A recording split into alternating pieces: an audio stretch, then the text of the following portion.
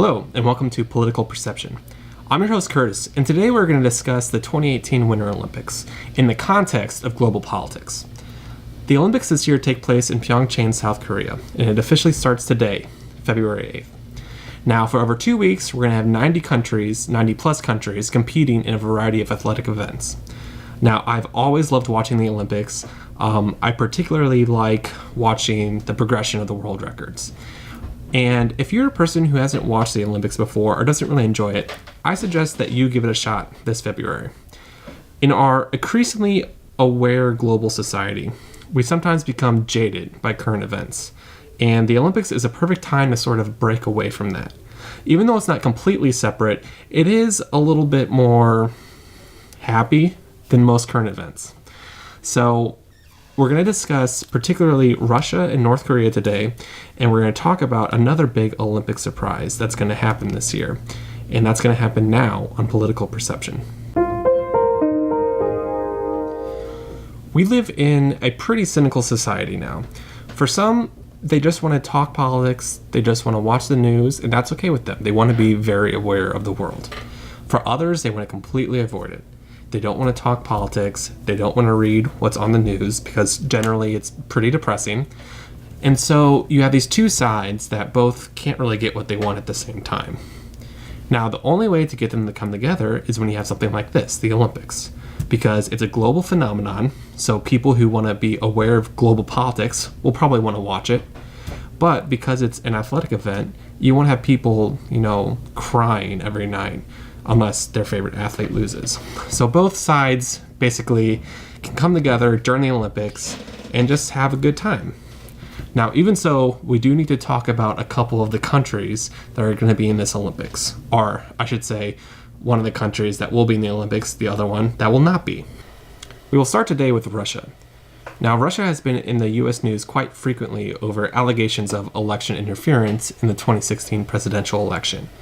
But in other bad news for Russia, they've also been banned from this Olympics. And they've been banned over basically doping problems.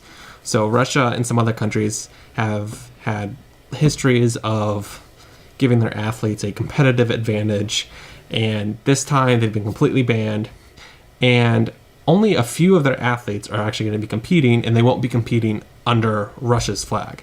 They'll have a separate sort of Olympians from Russia flag, and in the record books there will be like an asterisk where people recognize that these are Russian athletes, but I don't believe the medal count would actually go to Russia.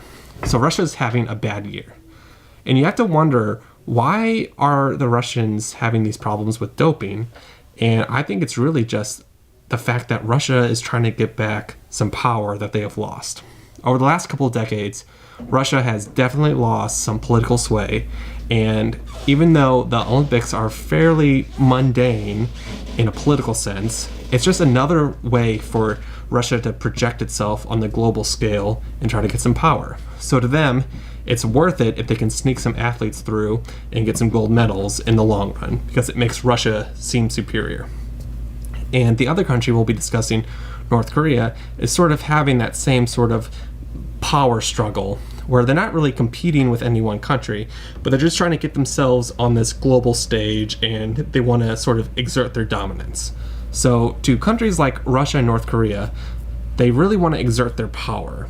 And so now we have to talk about the bad news that's been happening to North Korea recently.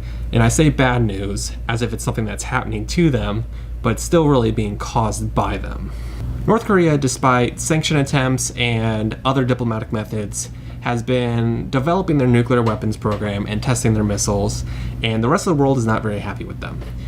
Despite this, North Korea is actually going to be at the Olympics, unlike Russia. And even though it's hosted in the country of South Korea, which obviously North Korea is currently divided from, and has been for decades, there's actually not going to be a lot of bad blood between them. And in fact, they are actually going to be unified under their ice hockey team. They're actually going to be playing under a different flag, which is the Korean unification flag. For just this one sport of ice hockey, North Korea and South Korea are going to play together as one unit. They're going to have players from each country side by side. And this sounds like to some people, a political move by North Korea to get some good press. They've had a really bad year of a lot of bad press. It is their fault, but still, they're probably going to do what they can to try to get some good press, and this is definitely a smart move. And even if it is a political move, if it's motivated by just political reasons, it's still a nice small gesture that shows that North Korea and South Korea have a chance.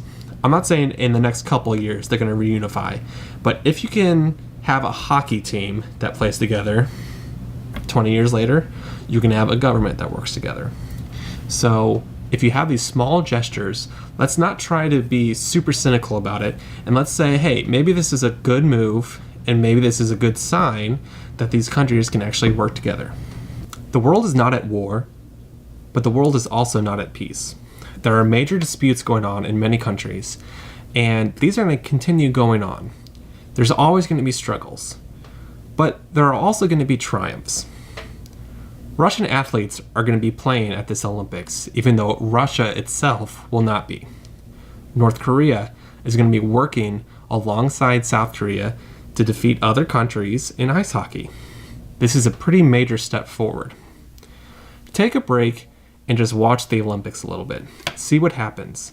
See what happens when you have individuals competing against other individuals. Yes, we are all basically representing a country, but it is still individual competition. So try to separate the countries from the individuals. Try to block out what you personally think about a country like Russia or North Korea, and just focus on the people that are actually competing for a little bit. Thank you for watching.